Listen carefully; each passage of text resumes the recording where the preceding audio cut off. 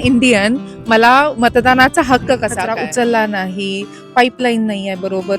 एवढं shocking voting system. तर तुमची पार्टी हारली असेल, तुमचे पर्सेंटेज कमी असतील.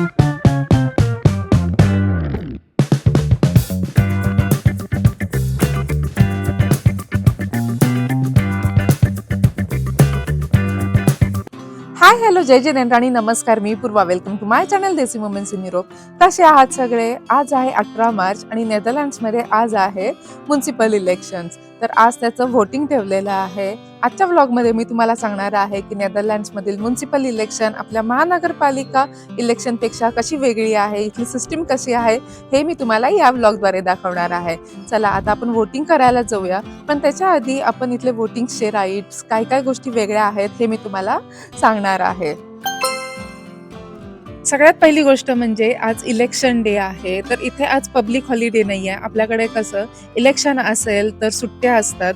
तर आज इथं सगळं सुरळीत चालू आहे, सगळ्यांचे ऑफिसेस आहेत, कामं चालू आहेत. तर इथे इलेक्शनच्या दिवशी पब्लिक हॉलिडे नसतो.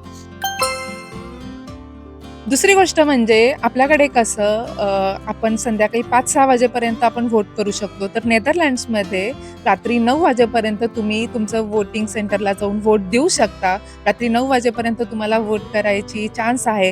कारण इथं हॉलिडेज नसल्यामुळे तुम्हाला टाईम नाही काढू शकत. तुम्ही ऑफिस झाल्यानंतर बाहेरून कुठून येत असाल तर रात्री 9 वाजेपर्यंत तुम्ही व्होट करू शकता.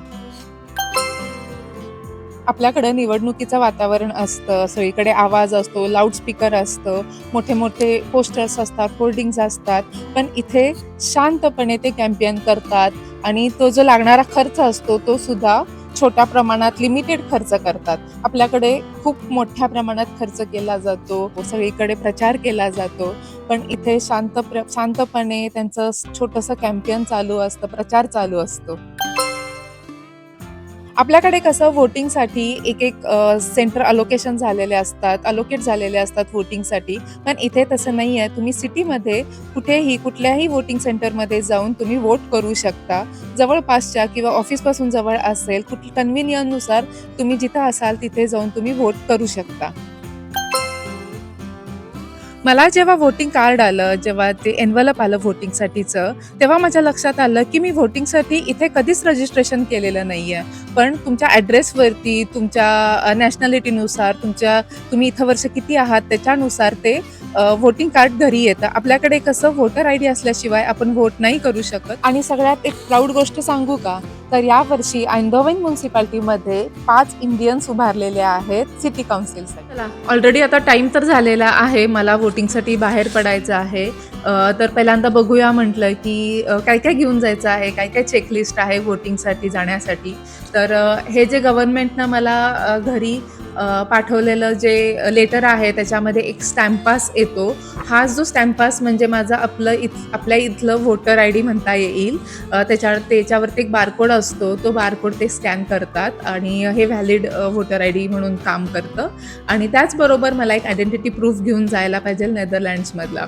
तर चला तिथे जाऊन आता प्रोसेस बघूया कशी असणार आहे. आपल्यासारखी EVM सिस्टीम असणार आहे, हातावरती इंक येणार आहे का, ह्या सगळ्या गोष्टी माझ्यासाठी सुद्धा नवीन असणार आहे.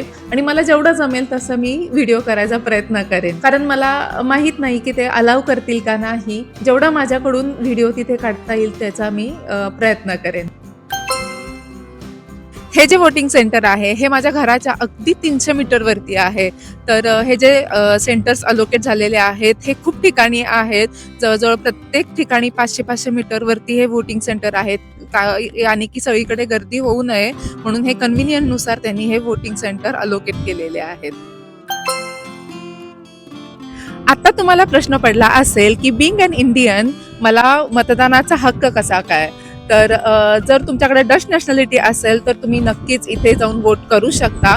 आणि जर 5 वर्ष किंवा त्याच्यापेक्षा जास्त वर्ष नेदरलँड्समध्ये झाली असतील आणि तुमच्याकडे इंडियन पासपोर्ट असेल किंवा अदर कंट्रीचा फॉरेन पासपोर्ट असेल तर तुम्ही इथे वोट करू शकता. तर हे बरेच वर्ष झालं बऱ्याच जणांना माहिती नव्हतं. याच वर्षी हे सगळ्यांना कळालेलं आहे आणि 5 वर्षानंतर जर तुम्ही 5 वर्ष जर नेदरलँड्समध्ये असाल तर तुम्ही हे जे लोकल इलेक्शन्स म्युन्सिपल इलेक्शनसाठी तुम्ही वोटिंग करण्यासाठी एलिजिबल आहात आणि त्याचबरोबर नक्कीच तुमची 18 वर्षसुद्धा कंप्लीट पाहिजे आणि म्युन्सिपल रजिस्ट्रेशनसुद्धा व्यवस्थित 5 वर्ष कंप्लीट झालेली असतील तर हे वोटिंग करायचा तुम्हाला अधिकार आहे.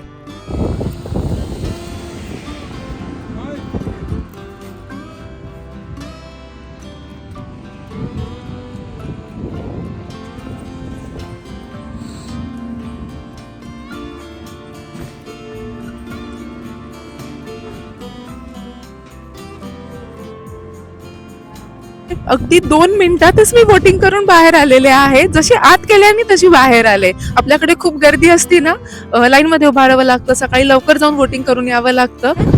एवढं शॉकिंग वोटिंग सिस्टीम होती इथली की ना ईव्हीएम सिस्टीम होती ना हाताला इंक वगैरे लावली. तर ही जी सिस्टीम होती वोटिंग सिस्टीम इथली मॅन्युअल वोटिंग सिस्टीम होती. एका लाल पेन्सिलनं तुम्ही आपण कसं MCQs भरायचो ना तशा प्रकारे तुमचा जो कॅन्डिडेट आहे त्या पार्टीचा त्याला तुम्ही वोट करू शकता. तर it was really shocking for me. बापरे खूप वारा आहे पण इट्स वॉज सो शॉकिंग.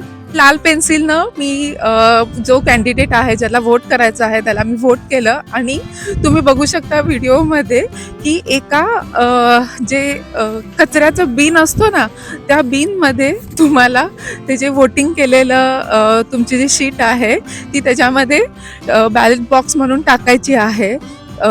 तर पूर्वीचे दिवस आठवले मला. पूर्वीच्या काळी आपल्याकडे अशी वोटिंग सिस्टीम होती पण इथे अशा प्रकारचे अजूनही ते वोटिंग सिस्टीम्स आहेत. तुम्ही कसं ओळखू शकता तुम्ही वोट करून आला आहात का नाही. तर तुम्हाला जे स्टॅम्प पास येतो त्याच्यावरती एक कोड असतो, स्कॅनिंग कोड असतो. तो स्कॅन कोड करून तुमचं ऑलरेडी वोट झालेलं आहे त्यामुळे तुम्ही रिपीट जाऊन वोट नाही करू शकत. अजून एक तुम्हाला एक्साइटिंग गोष्ट सांगणार आहे. या व्लॉगमध्येच मी थोडंसं घरी जाते, खूप वारं आहे इथं त्यामुळं मला बोलता येत नाहीये आणि घरी जाऊन मी तुम्हाला सांगते. अजून एक इंटरेस्टिंग गोष्ट म्हणजे जर तुम्ही वोटिंग करू शकत नसाल, तुम्ही आउट ऑफ कंट्री असाल, बाहेर असाल, तुम्ही वोटिंगसाठी येऊ शकत नसाल तर इथे तुम्ही कोणाला तरी ऑथराईज करू शकता तुमचं वोटिंग करण्यासाठी. म्हणजे तुमची वोटिंग प्रॉक्झी देऊ शकता. तुमच्याऐवजी कोणीतरी येऊन तुमचं वोट करू शकतं. तर त्या स्टॅम्प पासमध्ये मागच्या साईडला एक फॉर्म आहे, तो फॉर्म भरायचा असतो आणि त्यांनी एक लिमिटेड टाईम दिलेला असतो. म्हणजे आज 18 मार्च आहे तर 13 मार्चपर्यंत तुम्हाला एक ऑनलाईन रजिस्ट्रेशन तुम्ही करू शकता प्रॉक्झीसाठी. तर अशा प्रकारे नेदरलँड्समध्ये प्रॉक्झी वोटिंग अलाउड आहे आणि इंडियामध्ये असं अजिबात नाही चालत. आपलं आपण सेल्फ येऊन तुम्हाला वोटिंग करावं लागतं. जर तुम्ही आला नाहीत तर तुमचं वोटिंग चुकलं समजायचं.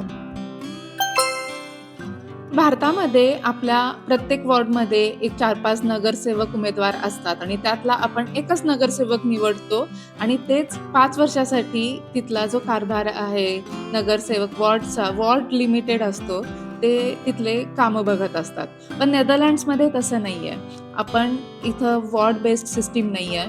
कुठल्याही एरियातल्या कुठल्याही पार्टीच्या एका सदस्याला आपण वोट देऊ शकतो. इथली जी काउन्सिल बनते ती तुमच्या पर्सेंटेज वोट म्हणजे जे आपण वोट करतो ते एका पार्टीला जातं आणि त्या पार्टीला किती वोट मिळाले, समजा त्या पार्टीला 20% वोट मिळाले, दुसऱ्या पार्टीला 30% मिळाले, तिसऱ्या पार्टीला 50% मिळाले तर त्यानुसार त्या काउन्सिलमधील जागा मिळतात आणि तो जो सदस्य आहे जर त्याचा प्रेफरन्सनुसार वोटिंग जास्त असतील तरच त्याला त्या काउन्सिलमध्ये सीट मिळते. आणि त्या काउन्सिलमधील लोक पूर्ण शहराचा विकास बघतात. आपल्याकडे कसं नुसतं वॉर्ड स्पेसिफिक असतं तसं नसून ते पूर्ण शहरामधील कामं करत असतात. याचा अर्थ तुमची पार्टी हारली असेल, तुमचे पर्सेंटेज कमी असतील पण त्या कॅन्डिडेटला जर जास्त वोट आले असतील आणि प्रेफरन्स जास्त असेल तर त्याला काउन्सिलमध्ये जागा मिळते. माझ्या ऑब्झर्वेशननुसार नेदरलँड्समध्ये जे आता लोकल निवडणूक चालू आहे त्यामध्ये स्टेट लेवल किंवा नॅशनल लेवलचं पॉलिटिक्स ते मिक्स करत नाहीत. प्युअर लोकल जे इश्यू असतात त्याच्यामध्ये ते इन्व्हॉल्व झालेले असतात. पण झिरो म्हणता येणार नाही, पण काही काही गोष्टी ते ॲड करत असतील. पण मोस्टली आपल्याकडे कसं तुमचा केंद्रात आवडता तुमचा नेता कुठला आहे त्यालाच तुम्ही वोट करणार, आवडतं तुमचा पक्ष कुठला आहे त्यालाच तुम्ही वोट करणार. माझ्या मते इथं ती सिस्टीम दिसत नाही आहे. इथं प्युअरली प्रत्येकाचे विचार, प्रत्येकाची कामं बघितली जातात आणि त्याचनुसार त्यांना वोट दिलं जातं. खरं तर मला इंडियन म्हणून अजून एक गोष्ट खटकते, म्हणजे जे इथल्या ज्या लोकांचे जे लोकल इश्यूज आहेत, जे मुद्दे आहेत निवडणुकीचे, ते आपल्या इंडियन इलेक्शनमध्ये जे लढवले जातात त्याच्यापेक्षा खूप ॲडव्हान्स्ड आहेत. आपण अजूनही रस्त्यांचे खड्डे, कचरा उचलला नाही, पाईपलाईन नाही आहे बरोबर, ती फुटलेली आहे, ड्रेनेजचा प्रॉब्लेम, तर ह्या सगळ्या गोष्टींमध्येच आपण अजून अडकलेलो आहोत. पण हे जे प्रगत देश आहेत, आता मी यांचे हे जे आता कॅम्पेन्स करतात ही जी लोकं आहेत तिथली, त्यांचे मुद्दे बघितले तर खूप ॲडव्हान्स लेवलचे मुद्दे असतात त्यांचे. लायब्ररीसाठी जे इमिग्रंट्स आहेत त्यांच्यासाठी त्यांच्या भाषेची पुस्तकं आणली पाहिजेत, किंवा हाऊसिंगसाठी जे घरं आहेत ती कमी पडायला नको रेंटलसाठी जेव्हा बाहेरून लोकं येतात तेव्हा, किंवा इथं ट्रॅफिकचे रूल्स आहेत, वेस्ट जे कचरा आहे त्याची विल्हेवाट कशी लावायची, आणि त्याचबरोबर स्पोर्ट्स, हेल्थ या सगळ्या गोष्टींकडे त्यांचे हे मुद्दे असतात. आणि त्याचबरोबर गरीब लोक आहेत त्यांच्यासाठी काही काही स्कीम काढते गव्हर्नमेंट. ह्या सगळ्या गोष्टी यांचे हे लोकल मुद्दे आहेत. एकंदरीत नेदरलँडची ही जी वोटिंग सिस्टीम आहे ती फ्लेक्झिबल आहे, रिलायबल आहे, ट्रान्सपरंट आहे, पण मॅन्युअल आहे. त्याचबरोबर भारतातली आपली जी सिस्टीम आहे ती वोटिंग सिस्टीम आहे ती टेक ड्रिवन आहे, फास्ट आहे, पण थोडीशी कंट्रोल्ड आहे. तर तुम्हाला कुठली सिस्टीम आवडली हे मला नक्की कमेंट करून सांगा, आणि तुम्हाला कुठला चेंज करावा वाटेल इंडियामधील आपल्या सिस्टीममध्ये हे सुद्धा तुम्ही मला कमेंट करून सांगा. व्लॉग आवडला असेल तर लाईक करा, चॅनल अजून सबस्क्राईब केलं नसेल तर सबस्क्राईब करा आणि खूप जास्त शेअर करा. See you in the next vlog. Bye.